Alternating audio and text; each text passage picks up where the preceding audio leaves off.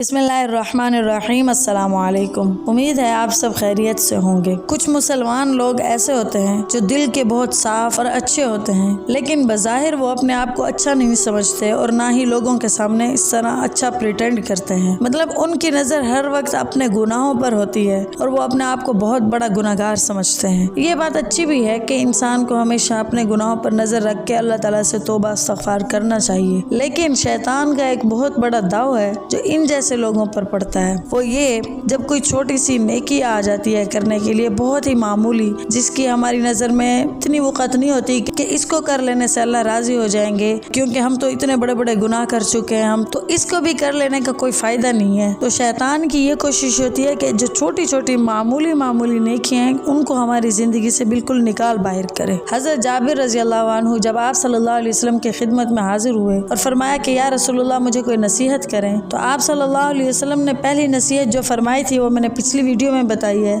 और दूसरी नसीहत ये फरमाई कि किसी भी नेकी के काम को हरगिज़ हकीर मत समझो, बल्कि जिस वक्त जिस नेक काम का मौका आ जाए और उसके करने की तौफीक हो जाए तो उसको गनीमत समझकर कर लो।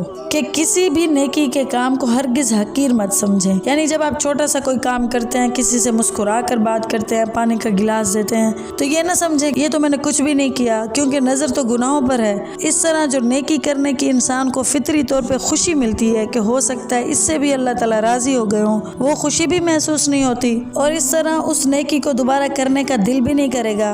अगर कर भी लिया तो एक नेकी की तरह नहीं समझेंगे। इस तरह उस नेकी को आपने हकीर समझ लिया, जबकि आपने फरमा दिया कि किसी भी नेकी को हकीर नहीं समझना। दूसरा फरमाया कि जिस नेक काम का मौका आ जाए उसके करने की तौफीक हो जाए, और शैतान इसी तौफीक को हमसे खींचना चाहता है। वो कहता है कि ये तो बहुत ही मामूली है, तुमने इतने बड़े बड़े गुनाह किए हैं, छोड़ो, इससे क्या होता है। जबकि आपने फरमाया कि वो छोटा मामूली काम आपके लिए एक बहुत बड़ी गनीमत था। एक बड़ा मशहूर वाक़या है कि एक बुजुर्ग जो बहुत बड़े मुहद्दिस थे, मुहद्दिस वो जो अहादीस लिखते हैं, जिन्होंने सारी उम्र हदीस की खिदमत में गुजारी, जब उनका इंतकाल हो गया तो किसी शख्स ने ख्वाब में उनकी जियारत की और उनसे पूछा कि हजरत अल्लाह ताला ने कैसा मामला किया आपके साथ। जवाब में उन्होंने फरमाया कि बड़ा अजीब मामला हुआ है, वो ये कि हमने तो सारी उम्र इल्म की खिदमत में और हदीस की खिदमत में गुजारी और दर्स और तदरीस और तसनीफ खुतबात में गुजारी, तो मेरा ख्याल ये था कि इन अमाल पर अजर मिलेगा, लेकिन अल्लाह ताला के सामने पेशी हुई तो अल्लाह ताला ने कुछ और ही मामला फरमाया।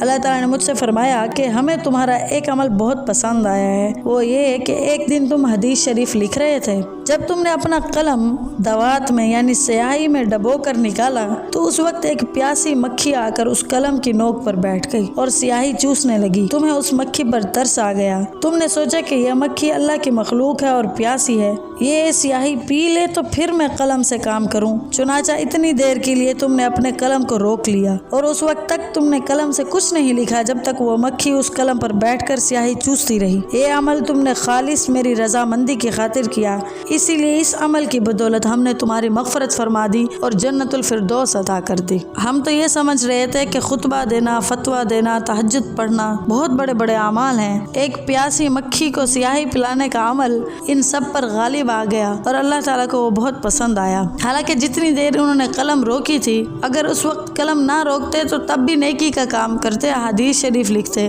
लेकिन अल्लाह की मखलूक पर शफकत करने से अल्लाह ताला इतने राजी हो गए कि उनको बहुत बड़ी फजीलत हासिल हुई। तो इससे अंदाजा हो गया कि अल्लाह की नज़र में ना तो नेकी का साइज देखा जाता है, ना गिनती देखी जाती है कि जिसकी कितनी ज़्यादा है।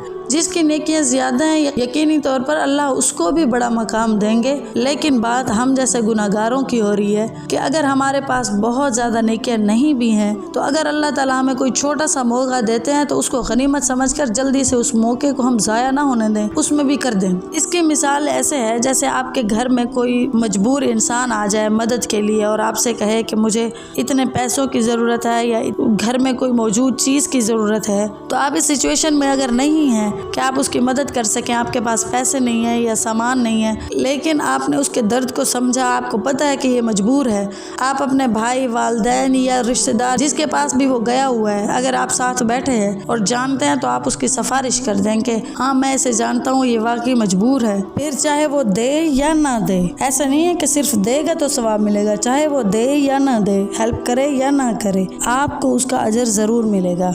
ऐसे मौके पे इंसान कहता है कि ये इनका अपना ज़ाती मामला है, कोई देना चाहते हैं तो दे, नहीं तो नहीं, मतलब यानी अपनी तरफ से कोई सिफारिश नहीं करता। वैसे देखा जाए तो हम अपनों के साथ ही हर वक्त होते हैं, चाहे वो दोस्त हों, रिश्तेदार हों या घर वाले हों। कभी कभी तो ऐसा होता है कि हमें पता होता है कि ये इससे मांग रहा है तो वो उसकी मदद कर देगा। हमने सिर्फ अपना एक लफ्ज़ बोलना है कि आप इसकी मदद करें, आपको उसका अजर ज़रूर मिलेगा। क्योंकि आप सल्लल्लाहु अलैहि वसल्लम ने सहाबा किराम को कहा कि जब मेरे पास कोई सवाली आए तुम लोग उसकी सिफारिश कर दिया करो, क्योंकि मेरा अमल तो वही होगा जो अल्लाह ताला की तरफ से हुक्म आएगा, लेकिन तुम्हें उसकी सिफारिश का अजर मिल जाएगा। तो कितनी बड़ी बात है कि सिर्फ किसी को कह देने से भी हमें इतना अजर मिल रहा है। फिर अगर हम नेक बनना चाहते हैं, हम चाहते हैं कि अल्लाह ताला हमसे राज़ी हो, तो इन्हीं छोटी छोटी नेकियों से हमें स्टार्ट लेना चाहिए, क्योंकि नेकी हमेशा नेकी को खींचती है। जब एक छोटा सा काम नेकी समझ कर करेंगे तो दिली खुशी भी होगी और थोड़ा थोड़ा महसूस भी होगा कि नेकी की है, हो सकता है अल्लाह को पसंद आ गई हो। तो इस तरह दूसरी नेकी और तीसरी नेकी का मौका मिलेगा।